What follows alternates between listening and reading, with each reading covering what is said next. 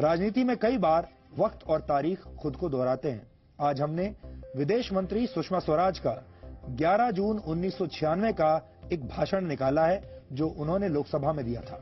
ये भाषण उस वक्त का है जब अटल बिहारी वाजपेयी बहुमत साबित नहीं कर पाए थे लोकसभा में और प्रधानमंत्री पद से हट गए थे।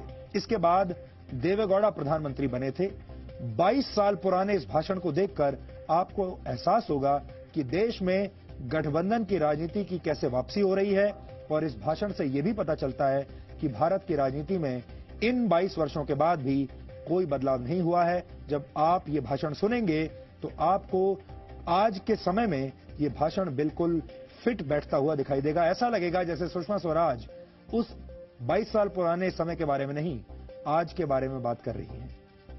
तो परस्पर विरोधी व्याख्याएं इस सदन में जनादेश की रखी गई हैं।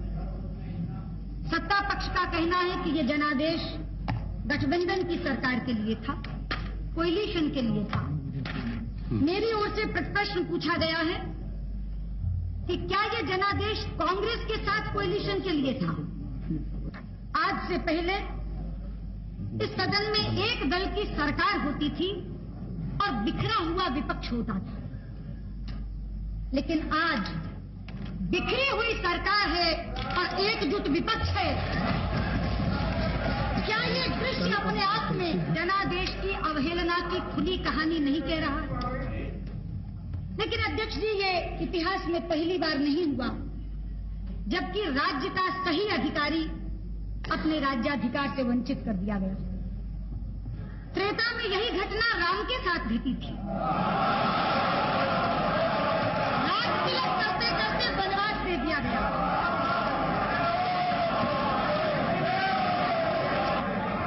द्वापर में यही घटना धर्मराज युधिष्ठिर के साथ घटी थी जब धूर्त शकुनी की दुष्ट चालों ने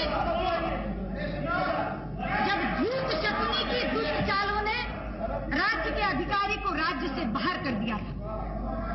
अध्यक्ष जी, यदि एक मंथरा और एक शकुनी राम और युधिष्ठिर जैसे महापुरुषों को सत्ता से बाहर कर सकते हैं तो हमारे खिलाफ तो कितने मंथराएं और कितने शकुनी हम राज्य में बने कैसे रह सकते थे? धर्मनिरपेक्षता का बाना पहनकर हम पर सांप्रदायिकता का आरोप लगाकर ये तमाम लोग एक साथ हो गए, एकजुट हो गए। अध्यक्ष जी, हम सांप्रदायिक हैं। हाँ, हम सांप्रदायिक हैं क्योंकि हम वंदे मातरम गाने की वकालत करते हैं। हम सांप्रदायिक हैं क्योंकि हम राष्ट्रीय ध्वज के सम्मान के लिए लड़ते हैं।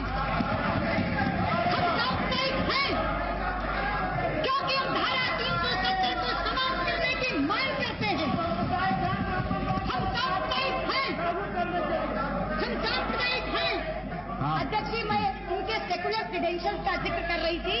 अध्यक्ष जी, अपने वोट बैंक को खुश करने के लिए निर्दोष राम भक्तों पर गोलियों से भूनने वाले ये सपा वाले सेकुलर, चकमा शरणार्थियों को भगाने वाले और घुसपैठियों को बचाने की वकालत करने वाले ये वामपंथी सेकुलर। सच्चाई तो ये है अध्यक्ष जी कि चूंकि हम अपने हिंदू होने पर शर्म महसूस नहीं करते, इसलिए हम कम्युनल हैं, इसलिए हम सांप्रदायिक। और इस देश में जब तक आप अपने हिंदू होने पर शर्मिंदगी महसूस नहीं करते, आपको इन तथाकथित बुद्धिजीवियों से सेकुलर होने का सर्टिफिकेट नहीं मिल सकता। सवाल ये है कि ये किसी सांप्रदायिकता के नाम पर इकट्ठे नहीं हुए हैं। ये भी एक ओढ़ा हुआ बाना है। ये इकट्ठे हुए हैं अपने गुनाहों के कारण। ये इकट्ठे हुए हैं एक दूसरे को बख्श देने की सौदेबाजी के कारण। जी हाँ, ये अपने अपराधों के बेपर्दा होने के भय से इकट्ठे हुए हैं। अध्यक्ष जी, ये सांप्रदायिकता के नाम पर हुई साझेदारी नहीं है। अध्यक्ष जी, ये